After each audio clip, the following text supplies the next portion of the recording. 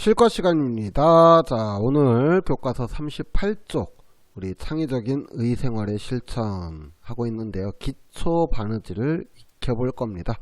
오늘 실습 단원입니다.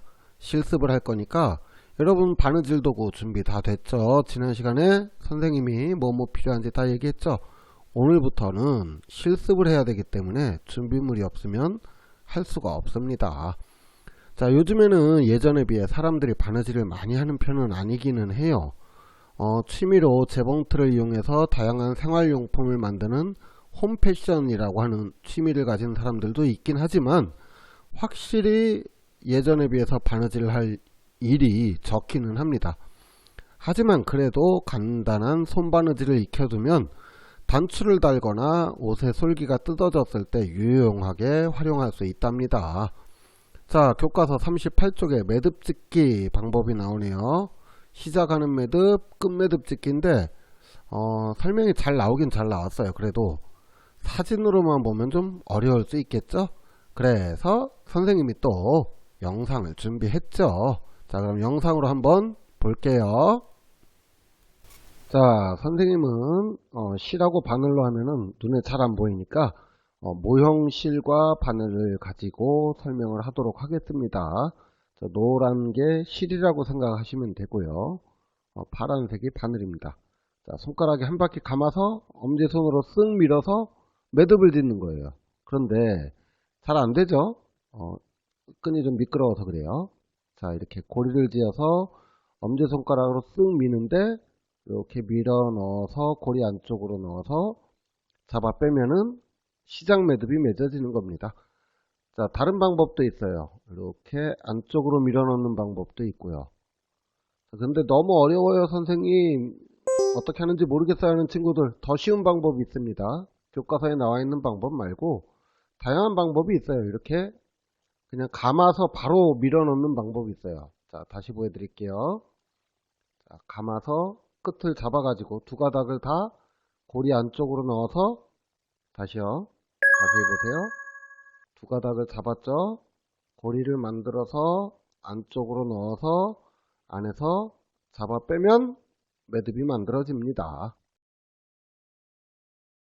끝매듭을 짓는 방법입니다. 자, 실을 이렇게 감아서 고리를 만들어요. 고리 아래쪽으로 실을 통과시켜서 고리의 끝을 잡고 쭉 당겨주면은 매듭이 만들어집니다. 자, 이렇게 만들어진 매듭 끝에 남은 실은 쪽가위로 끊어주면 되는 거예요. 한 번 더 보여줄게요. 바느질 끝에서 고리를 만들어서 고리의 끝을 천에 밀착시켜서 당기면 끝! 어때요? 어렵지 않게 할 수 있겠죠? 자, 매듭 짓기를 몇 번만 연습해보면 뭐 쉽게 할 수 있을 것 같아요. 그렇게 어려운 것 같지는 않아요. 자, 그렇다면 이제 본격적으로 바느질 방법을 해봐야 되겠죠? 우리 교과서에 홈질, 박음질, 시침질 이렇게 세 가지 방법이 나옵니다. 어렵지 않은데 역시나 선생님이 이번에도 영상으로 차근차근 설명해 줄게요. 그리고 우리 책에 나오지 않았지만 이 세 가지 외에다가 하나 더 감침질이라고 하는 것도 설명을 해 줄 테니까 영상을 보고 한번 연습을 해 보세요.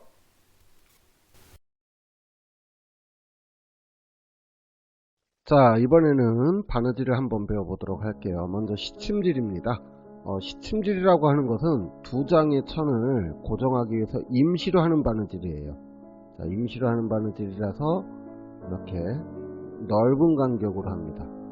자, 지금 선생님은 과장하기 위해서 좀 크게 구멍이 뚫린 연습판을 이용하지만 바늘이 지나가는 길이 저렇게 된다라는 것만 아시면 될 것 같아요. 굳이 저렇게 넓게 시침질을 저렇게 하는 거는 좀 너무하죠. 우리 교과서에 보면은 간격이 나와 있으니까. 자, 어쨌든 저렇게 지그재그로 교차하는데 중요한 거는 뒤에서부터 출발을 하는 거예요. 바느질은 앞에서부터 출발하는 게 아니라 뒤에서부터 이렇게 해서 임시로 두 장의 천을 고정하는데 매듭을 짓지 않습니다. 왜냐면은 임시 고정이기 때문에 그래요.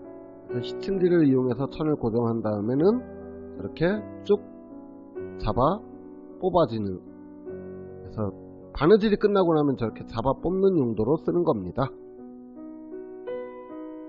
자, 이번에는 홈질인입니다. 역시 뒤에서 앞으로 시작을 하고요. 자, 시침질하고 비슷한 방법으로 지그재그로 한 땀 한 땀 따지만 간격이 더 촘촘한 가장 기초가 되는 바느질이 홈질입니다.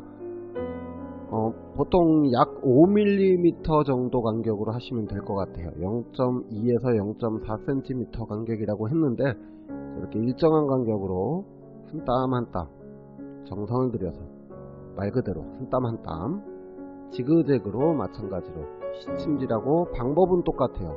방법은 똑같지만 시침질이 넓게 갔다면은 홈질은 촘촘하게 한 땀 한 땀 정성을 들여서 앞으로 나아가는 방법입니다.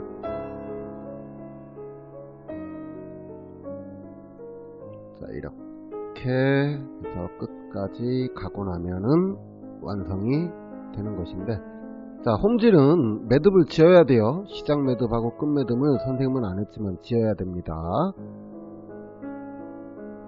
자, 이번에는 박음질입니다. 박음질. 자, 가장 탄탄하게 연결하는 바느질입니다. 그리고 바늘땀의 간격이 제일 좁고요. 자, 홈질과 다른 점은 한 땀 앞에서 출발을 합니다. 역시 뒤에서 꽂아요. 뒤에서 바늘을 꽂아서 뒤로 보냅니다. 뒤로 보내서 한 땀 간격 앞으로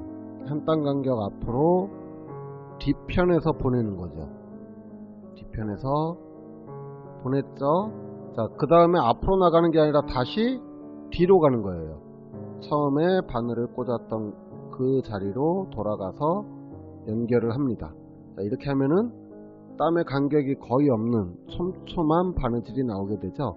마찬가지 방법으로 한 칸 앞으로 가서 한 땀 뒤로, 다시 한 땀 앞으로 가서 한 땀 뒤로 돌려서 이렇게 박음질을 하게 되면은 천과 천이 매우 단단하게 고정이 됩니다.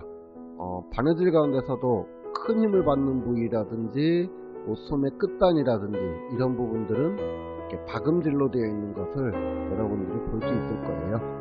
박음질의 간격도 마찬가지로 0.5cm 정도 간격으로 하면 되는데, 홈질하고 다른 점은 바늘땀의 간격이 없다는 거예요. 이렇게 쭉 연결이 된다는 거죠. 뒤에서 보면은 이런 모습이 나오는데요. 지금 매듭을 안 지었는데도 불구하고 저 미끄러운 모형 실이 안 빠지는 것을 확인할 수가 있습니다. 이렇게 손으로 하나하나 뜯어야지 돼요. 그만큼 튼튼한 바느질이 박음질이 되겠습니다. 자, 이번에는 감침질입니다.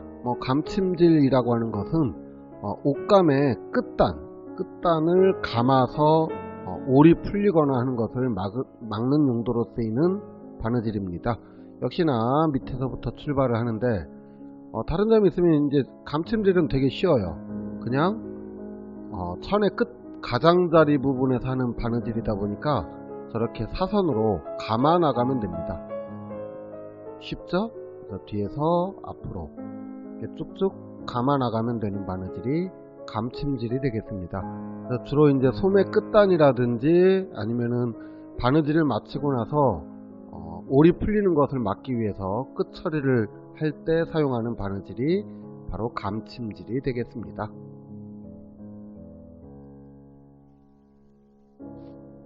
감침질 정도는 아마 따로 배우지 않아도 여러분들이 충분히 하실 수 있을 것 같아요. 저렇게 뱅글뱅글 돌려가면서 감아 나가면 되는 바느질이니까요.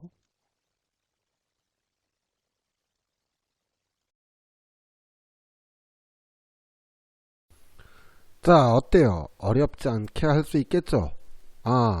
선생님은 여러분이 보기 편하라고 모형실과 바늘로 보여줬어요. 그런데 여러분은 직접 준비한 자투리천에 실제 실과 바늘을 가지고 한번 손바느질을 연습해 보세요. 처음에는 힘들겠지만 바느질 간격이 일정하게 되도록 연습하면 충분히 잘할 수 있을 겁니다. 자, 이렇게 해서 오늘 바느질 실습을 해봤고요. 다음 시간에는 이제 우리 생활에 유용한 거네요. 단추를 한번 달아볼 겁니다. 단추 달기 실습을 하도록 할게요. 오늘 수업 여기서 마치겠습니다. 수고하셨습니다. 뿅.